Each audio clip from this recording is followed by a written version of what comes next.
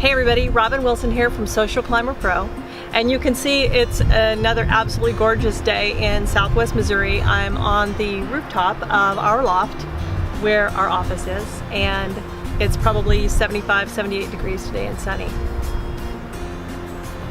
I don't know where this weather's coming from, but I'm going to take it. I'm going with that.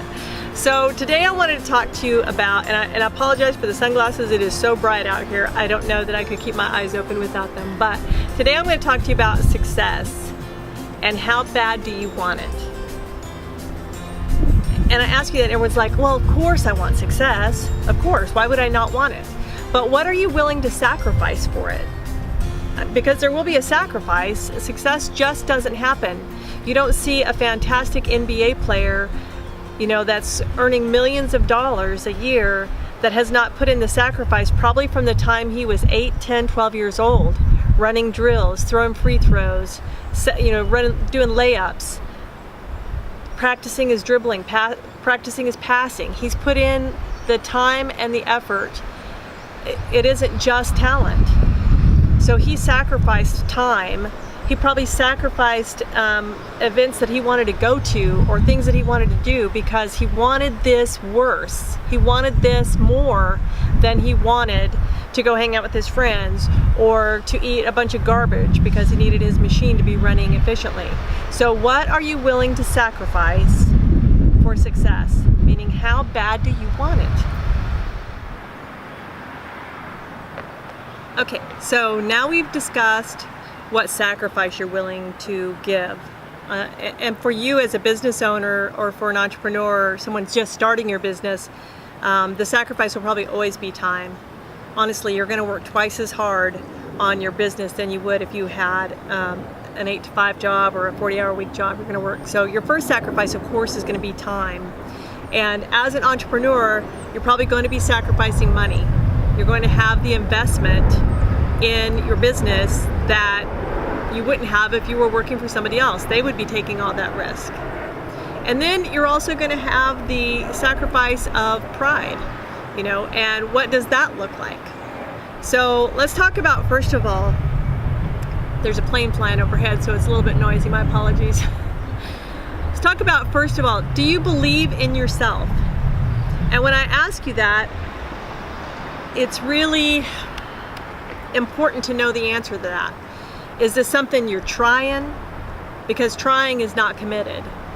Trying is just giving it an effort. It's a really noisy way of setting yourself up to be okay to fail. So if you believe in yourself and you know that no matter what, no matter how many times you get kicked in the teeth or all your employees quit you, or nobody shows up for a sale that you're having, or whatever it is, or you're having a public appearance and it really just kind of bombs. It doesn't matter. Do you believe in yourself? If so, then you pick yourself up, you dust yourself off, and you do it all over again. And you don't fail, you only learn. You learn from whatever mistakes it was that you made. Maybe your marketing was wrong, maybe your speech was wrong, maybe you had the wrong employees, maybe you had something that conflicted with your sale date, whatever it is, you have to believe in yourself that you have the right product, the right message, and that you're going to deliver it and it's going to be successful. So number 2, believe in yourself. Number 1, sacrifice. Number 2, believe in yourself. Okay, so now we have talked about sacrifice, time, money, pride, etc. We've talked about, do you believe in yourself? And now I want to talk about, when will you quit? Have you already set up a time in your mind somewhere down the road that if X, Y, and Z don't happen by this date, then I'll quit? Because if you have, then quit right now. Because there cannot be that fail-safe, that plan B in your mind if you're actually talking about achieving success. So if you have that in your mind, I'll quit when this happens, I'll quit if this doesn't happen. You need to either get rid of that, have no plan B for success. I'm going to succeed at this because why? Because I've sacrificed, I believe in myself, and there is no quit, okay? So if you can answer that question of when will I quit, then don't head in this direction of being an entrepreneur, being in business for yourself, okay? Never have that in your mind, because then you'll always like lean back to that. You need to just act like starvation is going to happen on the other side of this if I don't succeed. I am going to succeed. Do you understand? Is that clear? I mean, I want that to be so clear to you that plan B cannot be in effect, okay? This is the plan. So then the next thing we're going to talk about is you can't just open your doors and people are just going to walk in and go, oh my gosh, I've been waiting on you to open your doors. I've been waiting on you to start this business. You're going to knock on a lot of doors. You're going to ask a lot of people for referral business. And so are you willing? Do you have it? Is it going to make you stressed out to ask your friends and your family for referral business? Heck, everyone you meet. If they are not potentially your customer, they've got to know somebody who is. And go, would you mind whenever you come across somebody who needs XYZ services, who wants to buy XYZ product, who wants XYZ speaker at their next event, give them my business card. I would love for you to refer me to your friends and to your family and to your acquaintances. I'm going to tell you a short little story, and this happened to me, okay? And so whenever I started down the road of doing social media for auto dealerships, I had a lot of connections in the auto industry. And starting in December, and I won't even say what December it is because I don't know when you're going to be watching this, but starting in December, I went to one of my major influences, one of my major mentors, and said, do you believe in me enough that you would refer business to me? And he said, of course I do. You do a great job for us. It's fantastic. And I said, okay, by the end of the year, could I have 2 referrals from you? Just 2. I don't need 50. And he knows 100 different dealerships that probably need my help in social media, okay? So I said, by the end of the year, could you just give me 2? And he said, of course, not a problem at all. So January rolled around and I went back and asked him and I said, hey, so we talked about you giving me a couple of referrals and how's that coming? And he goes, it's on my list, Robin, I'm gonna get to it, I promise. But you have to understand something about people, that they have a path they're going down too. And so when you ask something of them, they may not respond immediately because it's not their top priority, right? Their top priority is whatever's important to them, okay? And so I understood that. And so I came back in February and I said, so we talked about referrals. Is that going to happen, not going to happen? He goes, oh, no, absolutely it's going to happen. I love what you do for us. Your services are perfect. Every dealership should have you. Okay, great. When can I expect those by? I'll get them to you next week, I promise. I would like to tell you exactly how many months this went on for, until one day in October, I walked in to his office and I said, hey, have you ever one time asked me for something and I didn't give it to you? And he said, no, you're always very prompt in everything that I need. Okay, has there ever been a time whenever there was a project that you wanted me to complete for you and I took months longer than I said I would? And he said, no, never.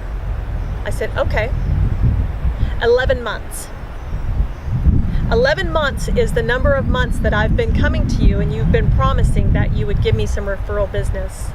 And if you're not ever going to refer business to me, I understand, but would you please set that expectation with me and let me know, Robin, I found another referral partner that I'm giving my referrals to, or I'm not heading down that road right now. I don't want to make that connection with my connections. I said, just if that's how it is, just let me know that, and then I can move forward from there, and I can take that off of when I'm forecasting my business, how much more I think I'm going to get because of this referral partner. And he was like, he just hung his head and he's like, get your pen. I'm giving you a name right now. And mind you, I'm going to take super great care of these referrals that he sends me because I feel like it's an extension of him. But I take that good a care of all my referrals, of all of the people that I go find on my own. I treat them just like they were my best friends, my neighbors, the small business owners that are in my community, because that's my name on the line. That's my success. That's how bad I want it. I want it bad enough to ask one referral partner for 11 months without fail, consistently. It was in my journal. Ask XYZ for referrals this month again. Ask him for referrals again. Ask him for referrals again. That goes back to the sacrifice of pride. I could have just had an internal dialogue with myself and said, he must not want to, or he would have already, and then walked away from that. But you know what? No. I asked him if he would feel comfortable, and he said yes. And I gave him the opportunity from the beginning to say no. If he wasn't comfortable with my services, that he could say no, my feelings wouldn't be hurt.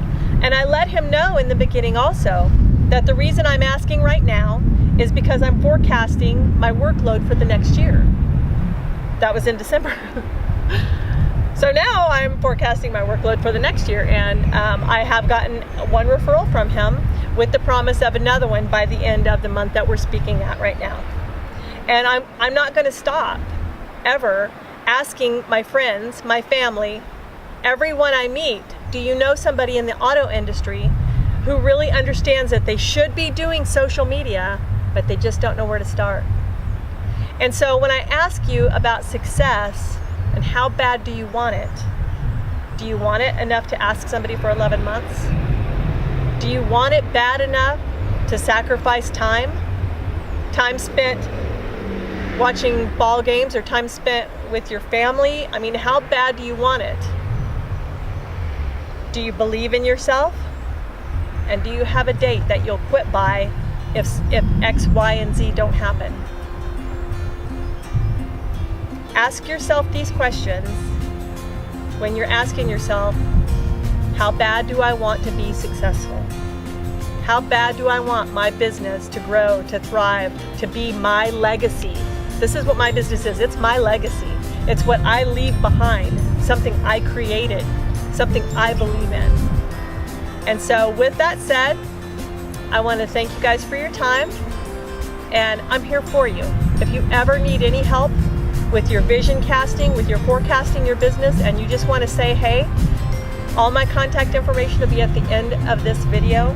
I will be glad to speak with you anytime. Till later, guys. Have a great day.